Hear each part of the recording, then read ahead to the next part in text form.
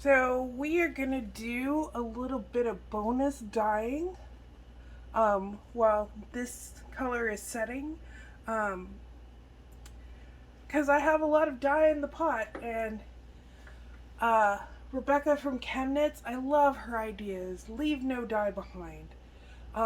So I'm gonna go find some yarn, and we're gonna dye it with that and see how it turns out. And in fact, I have some vinegar here, so I'm just gonna throw that in, and we should come out with a really interesting color. So I wasn't expecting to do this, so the yarn hasn't soaked, so it's going in dry, but there's plenty of vinegar in there, and I just need my tongs to get it to go down under the water.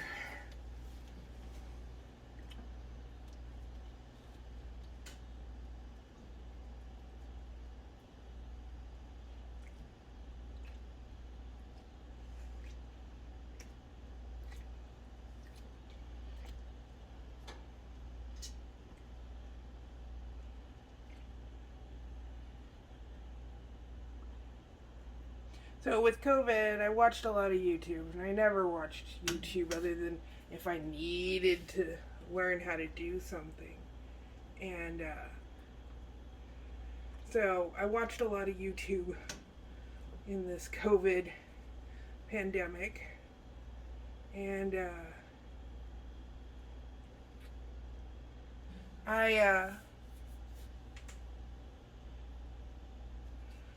realized that I've learned a lot, and I'm addicted to several different providers now that before COVID I probably did not even know existed.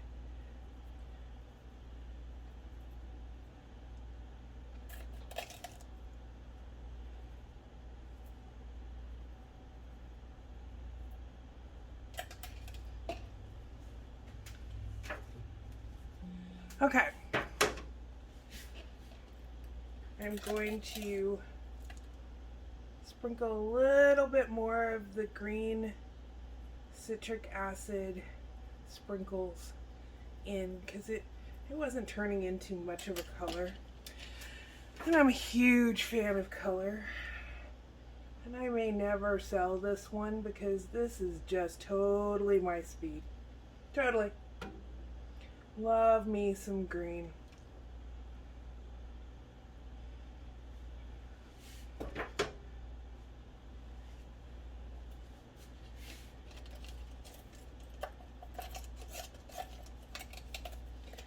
And it's interesting how we're kind of getting sprinkles in the pot. From wherever it hits, it's picking up the color so fast because it is superwash. So I find the older I get, and again, I'm not old, I'm not young, but I'm not old, I lose my words a whole lot.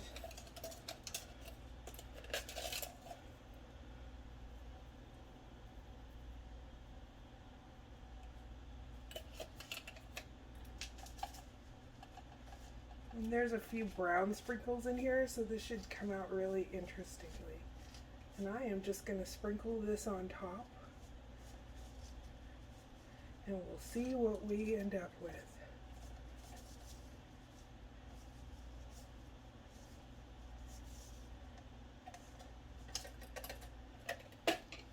I'm going to swish it around a little bit because the citric acid takes a minute to dissolve. So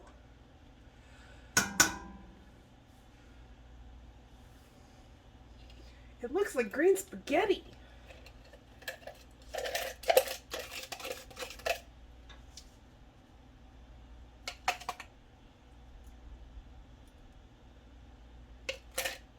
I dipped the cup in there, but we already saw what I did to the last cup.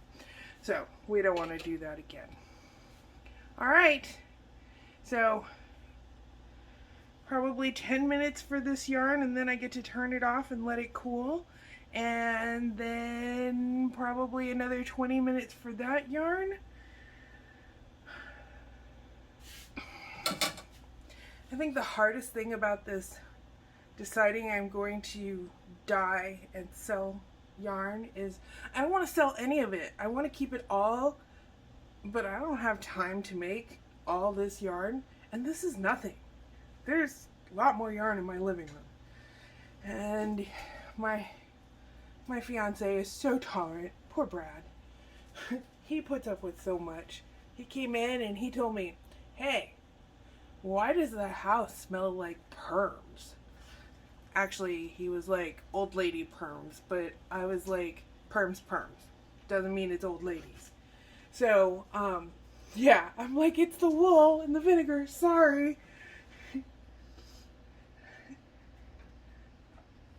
He's surviving. I think he went outside. It's not football day, it's Friday. So, since it's not football day, there's nothing really pressing that he needs to watch on TV tonight. Tomorrow, okay, we've got water boiling.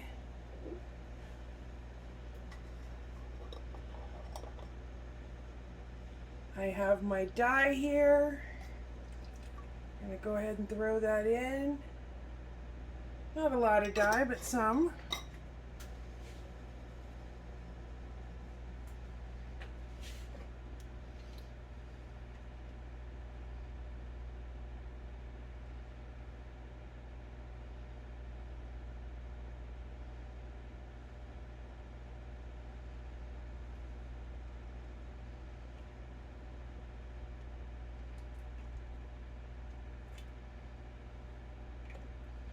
Alrighty.